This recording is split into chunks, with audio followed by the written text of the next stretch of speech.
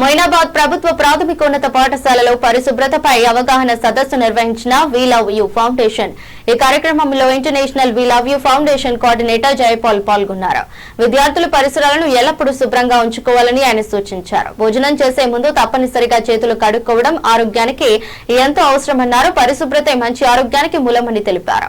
తమ సంస్థ ప్రపంచ వ్యాప్తంగా సేవా కార్యక్రమాలు నిర్వహిస్తుందని వివరించారు.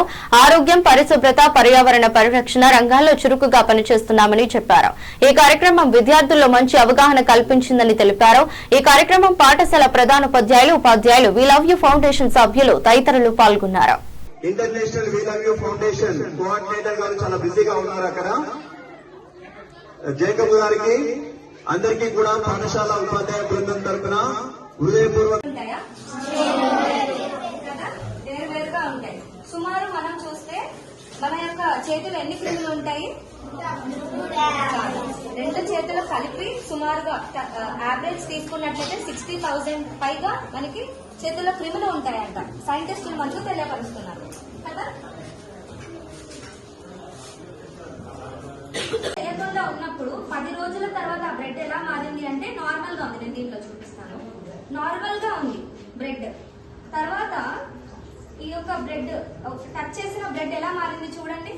ఇక్కడ ఉంది కదా, టచ్ చేసిన బ్రెడ్ 30 హ్యాండ్స్ తో టచ్ చేసిన బ్రెడ్ ఇలా మారింది 10 డేస్ తర్వాత.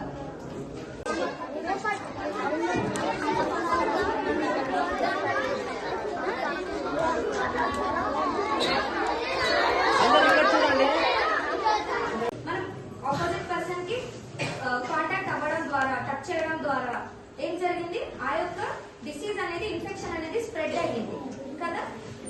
అయితే ఒకవేళ మనం శుభ్రంగా ఉన్నట్లయితే 90% జర్మ్స్ ని మనం నివారణ చేయొచ్చు. ఇంకా 60% ఇన్ఫెక్షన్ వచ్చే డిసీజెస్ ని మనం నివారణ చేయొచ్చు. అయితే ఇక్కడ చూస్తే